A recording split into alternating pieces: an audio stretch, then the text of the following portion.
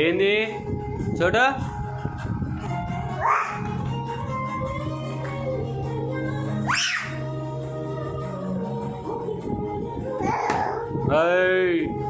దెబ్బలు పడతాయి నీకు. ఇచ్చుడు చూడు